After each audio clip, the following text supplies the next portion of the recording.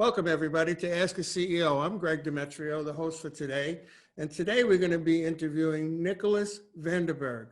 Quite an interesting career he's had. He's a serial entrepreneur and a bunch of other stuff I'll tell you about in a second. Nicolas, welcome to the show. Thank you. Thanks for having me.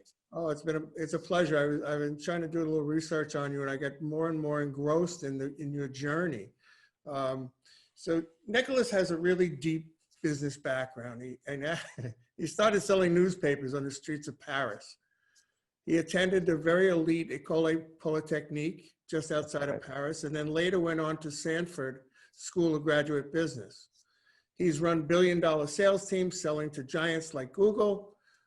He started and sold 3 tech companies, and since 2016, he is the CEO of Chili Piper. And Chili Piper provides sales automation to sales teams that need to connect with buyers quicker and increase the conversion rates. Quite a pedigree, Nicolas. I'm sure that's not the whole story. Maybe you could tell us a little bit more.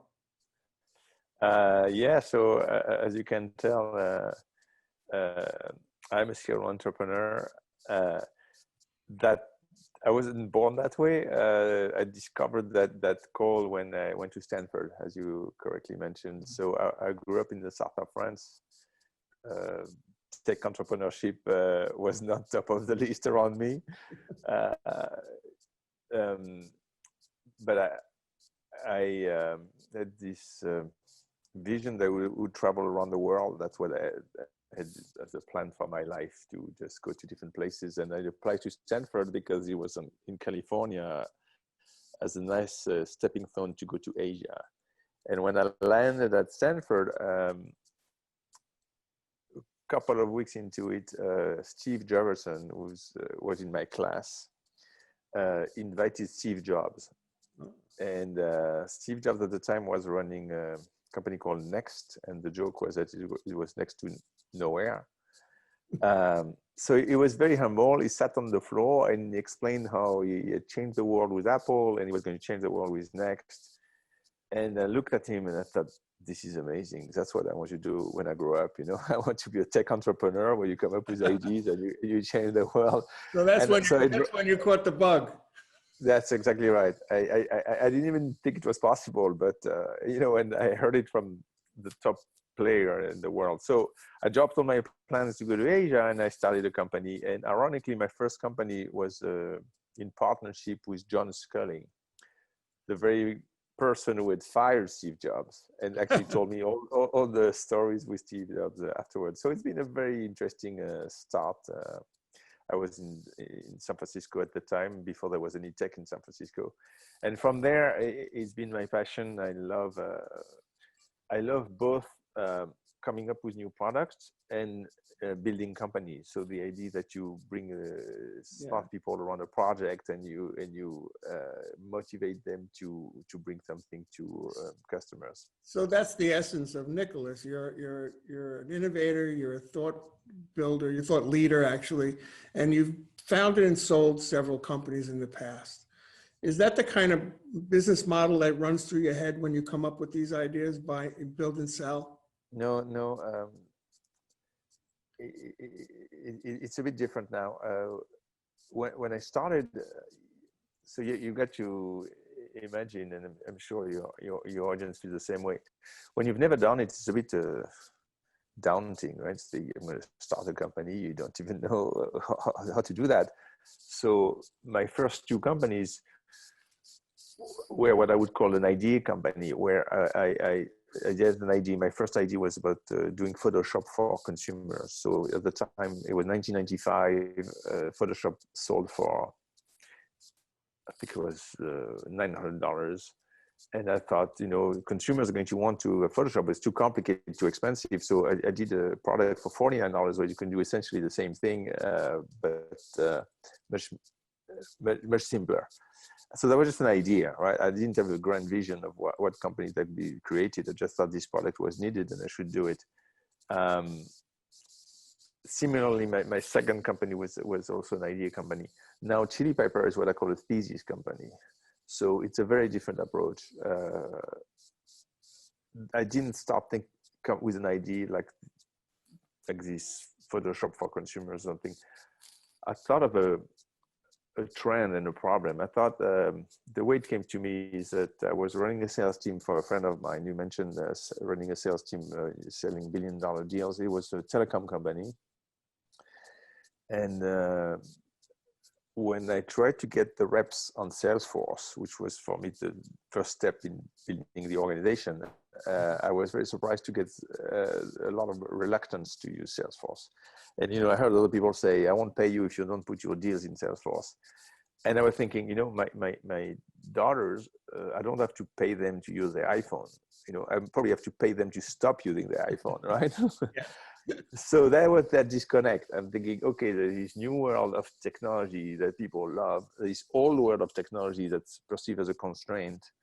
And the thesis was, if I bring this new world of technology to help people, professional people, especially salespeople, to do their job better, then it's going to be completely transformational. So that's the thesis. So how do you go about putting the pieces of the puzzle together after you've gotten the idea? What's the process like? Very good question, right? So because then you're like, okay, it's fantastic to have a thesis, but how do you get started? And that's the reason why we bootstrap the company, because we didn't want the risk with this grand vision is to embark in a project and building the Taj Mahal, right? So, well, the Taj Mahal is a beautiful piece, but what's called a white elephant. So something that looks good, but nobody wants, nobody uses. So we were very careful. And when I say we, actually was fortunate to have my wife as co-founder for Chili Pepper. My wife has a very, very strong product development background. So, and, you know, I've done a lot of my career in sales, so we're very complementary. So now to your question, how did we go about finding a problem? We actually talked to a lot of companies and tried to identify a clear problem where that was not being served and that was under the radar. And you can typically find problems in the B2B space when there's a complicated spreadsheet. It's the signal, you know, if somewhere there's a complicated spreadsheet, like it means that there's a problem that's not being solved by software and they're trying to solve it by a spreadsheet. So it's not always the case, but it's often the case that the complicated spreadsheet is a nice signal for entrepreneurs to say, hey, there's something there. So the complicated spreadsheet that we found was something very narrow, but let me explain it to you. It was the problem of having prospecting teams calling on customers or prospects, having that prospects interested and booking a meeting with the account executives. Because when you have a team of prospectors and a team of account executives, you need to distribute these meetings, right? So you're on the phone and say, Greg, you want a demo of our software? You do, let me book you a time with Mary. No, you have to make sure Mary is the right person. And often companies do a round robin assignment to be fair to the account executive.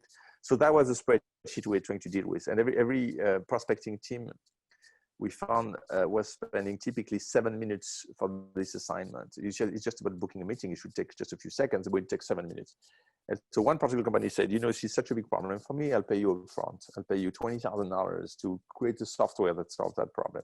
So there we go. We were in business. We found a lot of companies with that complicated spreadsheet. We built that. We took the $20,000, built that solution. That was January 2016. By April, the solution was live. By May, we had our second customer, a company called Greenhouse in New York. This complicated spreadsheet. To these days, we had the renewal in the COVID time with the Greenhouse. The person we work with, Tori. And Tori said, you know, I understand I have to cut budget, it's COVID, it's a crisis, but I don't want to go back to that ugly spreadsheet. And so you solved the problem. That's right, exactly. So that's how we got started. And from there, then we looked for other problems that can be solved with as I said, this new approach, not new approach, but a modern approach to technology. Right. And the big one we found is a much higher impact problem. Is the inbound problem. So let me explain how we got to it. we were talking to this prospecting team, and one of the team was called the inbound sales development reps, inbound SDRs. So I interviewed them and said, so what is your job as an inbound SDR? So, well, you've seen on the website, when people, prospects come to our website, they fill a form that to request a demo. So they submit the information, they click submit, and they get, thank you, somebody is going to call you. And that's me, the inbound SDR, I'm going to call them. And I said, how's that going for you? I said, it's going fantastic. I'm converting at 40%. To which I said, you mean to tell me that out of 100 people who asked for a demo, 60 of them didn't get one? And that seemed crazy to me. And the reason why they thought it was quite acceptable is because they have the outbound SDRs who call people who have not filled the form, and they convert at 2 or 3%. So 40% seems great in comparison, but you still look at 60 people who have been lost. So that's the problem we solved. We built an automation that when people submit a form, we find the right reps in real time. We can even connect on the phone, dial the rep, dial the prospect, or book the calendar, and that's a big problem. I mean, that's a really big problem on the internet, in e-commerce especially. You fill out these forms and they fall into a black hole, and you go like, hello, I guess I'm not important. I guess it doesn't matter. Right. Maybe they're all asleep. Maybe they're on vacation. Maybe it's a one-man show in a basement someplace. That's right. You get turned off completely. So that's a great solution to that. And that 60-40 split, I mean, that's pretty obvious. If you got inbound, you're only dealing with 40%. That's a kind of low number. Even I know it. Civilian, I would know that. We want to thank our sponsor, Lorraine Gregory Communications, for their support. Lorraine Gregory is an award-winning integrated marketing agency, telling personal and brand stories for more than 30 years. They partner with companies, helping them reach the right audience with the right message on the right platform at the right time. Check them out today at lorrainegregory.com. So listen, so as you got things going, how did you focus on driving the growth? What did you do in an outreach to promote people coming back to you? How did you get them to you? Yeah, so we were fortunate that the product we built has what people call the viral component to it, in that when you come to book a meeting with a company and that experience is very pleasant, then you think, oh, that was great. How did that happen? So we signed these companies like Greenhouse, Discover Org, now called Zoom Info, and their customers would, the prospects, they say, so much better the experience. I just got in real time the demos booked. What was that? And then they would come to us and say, I found it was Chili Piper, can I have it? So we had the early days, we had a lot of inbound workflows, inbound flows from the viral aspect to it. People love the experience. So these days, recently I had somebody, Carta is a customer, the shares management company, and somebody says, I love the experience with Carta. I want to have the same experience for my website. So then that brings up the subject of culture. So how do you infuse that good experience into the company, into the people who are client facing? How do you promote that in the culture? I love that question because when we had to decide on our company values, we decided that the number one value would be help. The second is innovate, and the third is have fun. I'll talk about the have fun part later. But the way we thought of it is, look, we're all about helping. So we provide a better experience for prospect, but we should have that in everything we do, thinking of helping. So helping other team members, helping growth. So for example, when we bring in, if we bring in somebody and the performance isn't quite where it should be, we think, okay, what can we do to help that person get there, right? And we have every week we have a call, company call. Everybody gets on Zoom, and from the beginning we've been distributed, so it's always been Zoom. All right. Okay. So everybody comes on Zoom, and we review the business and so on. And we have this thing called the unicorn of the week. And the unicorn of the week is the person who has been the most helpful. So help other people, help our customers, the unicorn of the week. And so it's very fun to do that. Who nominates the unicorn? Who nominates the unicorn? It's a good question. Everybody in the company can nominate the unicorn, but the person who decides, Alina and myself. So they nominate, we decide. Cool. We decide, yeah. I love it. But we follow, right? People, sometimes when somebody has more nominations, we obviously go with that person. Tell me about the fun. Tell me about the fun part. Yeah, the fun part. So, as we discussed, so it's my fourth startup now, and I've been there, and I'll tell you why I put fun at the third value in the company, and then I'll tell you how we implement fun, if that's okay with you. So why the fun? My first company, I did an exit relatively early, after 3 years. And the second company, I thought, I'm not going to, I took more risk. I own 75% of the company. And I thought, I may succeed, I may fail, but I'm not going to fail because I feel I've not worked hard enough. All right. So I woke up at 6 in the morning. I finished working at midnight, and constant weekends. I just work and work.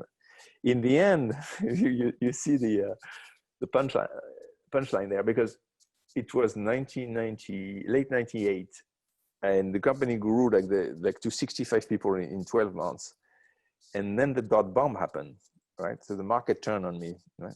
And when that happened, I was about to sell it for $65 million 12 months after starting it, and the .bomb happened. That whole thing disappeared. In the end, I exited with Microsoft buying the company, but in much more challenging terms that I think. And then I realized, okay, so I've like killed myself, and in the end, there was nothing I could have done for that .bomb, right? I mean, there was nothing I could have done differently. So that was a lesson. I'm thinking going forward, it's good to have an ambitious plan, but it's better to have fun just in case things don't work out that way. At least I would have had fun. So that was the third value. We're going to have fun. So how do we go about having fun? First, we try different things. We have this meeting every Friday, and we play each other. But the big thing we do is we do a trip, everybody together, once a year. Now, again, the company is remote. So by now we have 49 employees in 45 cities in 16 countries. So we are everywhere. And you bring them all together? Everybody together. So the first year we went to India, it was, I think, 5 of us. So yeah, 5 of us. The second year we went to Paris. It was more like 20 of us. And last year we went to Ibiza. To do the closing of the Pasha Club, or 30 plus of us, right, and then the boat. That was amazing, right? I mean, you bring people from all over the world who've met each other virtually on Zoom, but never in person, and you get them to party. It's just fantastic. The Ask a CEO show is brought to you by Lorraine Gregory Communications, an award-winning agency telling personal and brand stories for more than 30 years. From strategy to production and execution, they are a true full-service agency. Check them out today at lorrainegregory.com. So this year, we have a problem, right? Because we can't do a trip and bring everybody together. So here's what we thought. First, we thought, we need to help other people. So we assigned an amount of money. So it's a few $1,000s for each employee to help a cause, either do a project themselves or give to a cause that matters, to be helpful as an value. But then we also want to have fun, and we have to innovate. That's right. That's another thing. So we have a second piece of the money that says, for that second piece, come up with something that you never thought you would do. Right, and we'll fund it. Like, it could be rent a boat, rent a Ferrari. We'll fund it. Something personal for each one of them. Yeah, that's right. That's right. That's what we're doing. Yeah. Well, you could close out a bucket list really cool that way, right? That's the idea. that bucket list that they never thought they'd get to. We'll fund it. Because when I was doing a little research on you, I had no. I said, listen, this guy has to be like really involved. I just get the sense that you're a great corporate citizen, that you really value your employees, and that you're a workaholic. You said 6 o'clock to midnight. You could call me. Just call me anytime. We'll chat, right? That's what, yeah. So listen. So, all right. You've been in the game for quite a while now. What gets you up and out of the bed every morning? What are you looking at when you say, okay, I'm gonna put my feet on the floor. Now what am I gonna do? You mean what excites me, or what Yes, do I what know how excites to do? you? What, What's the two things that excite me is grow people. So bringing people and have them, when I see people performing and being happy, I love it. So right now we announced yesterday, we may have seen, we announced earlier this week our A round. So we raised $18 million. Just Yes. Well, wonderful. That's right. It's the day before yesterday, to be precise. Yeah, we had bootstrap, and now we raise money because we see so much opportunity ahead of us. So when we posted that announcement on LinkedIn, you can see all our employees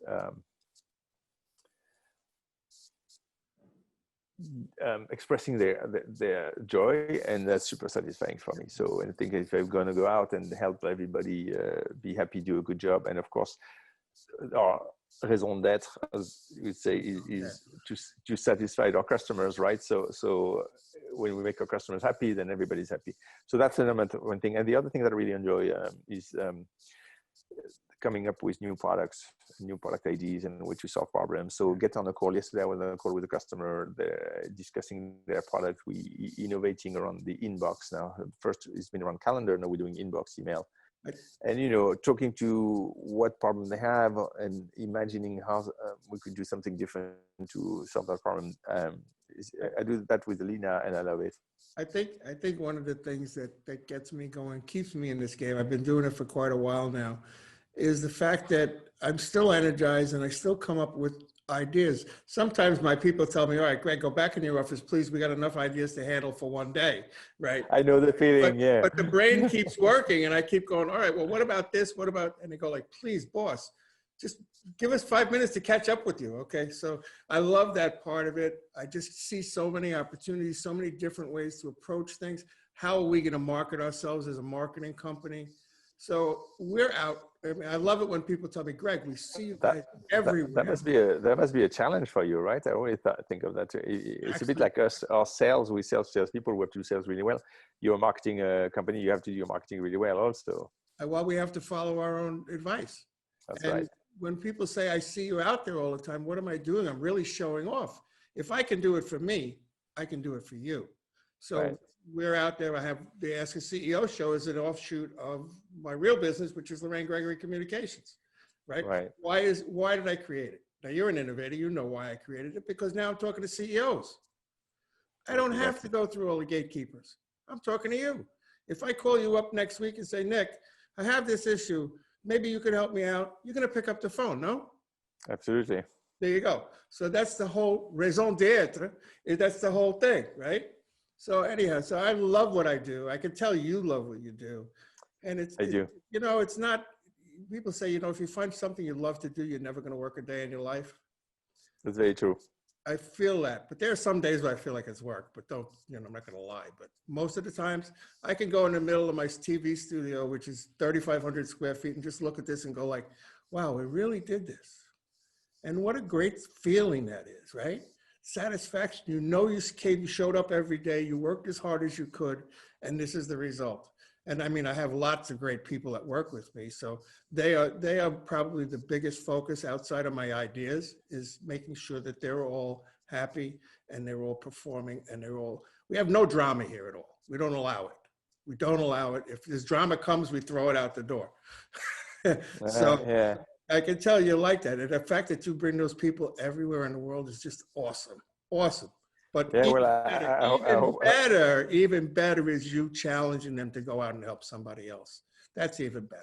God bless you, man. You're doing a great job. I love it. So thank you. Our audience is made up of CEOs and people who are aspiring to get to the C-suite. What advice would you give to those people trying to get to the C-suite? So obviously there are two ways to get there. the traditional way to get promoted, and the alternative way to just create your own C-suite, right? Create your own company, and then you are the CEO. I'm very familiar with the latter, and that's how I've pretty much always done it. But I look at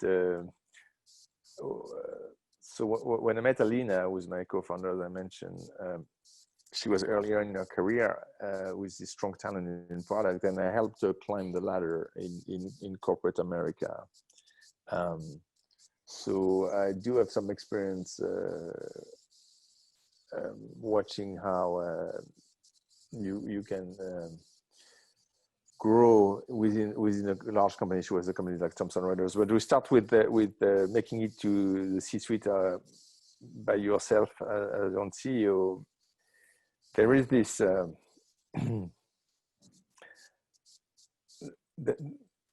what I explained earlier. The fundamental thing to get to start a company is to, as program would say, is to make something people want. So you have to have either found something that is a problem, like I mentioned, this spreadsheet, there's a problem, and most likely people want it, or have a really strong conviction that there's a better way to do something. So it doesn't have to be perceived as a problem. It's a way to do something. So that's probably how you started your marketing company. You probably thought there's a better way to do marketing, and I don't see why people don't see it. I'm going to go and do it, right? I would imagine that's what happened to you. Correct. And that's the fastest way to get to the C-suite. You just find a better way to do something. You create a company to do it. On the company side, it's a little bit of a very different approach, because you have to understand the dynamics of an organization. You have to understand, who's making what decision, who has power, who doesn't have power. So it's a lot like selling, right? To grow inside a company.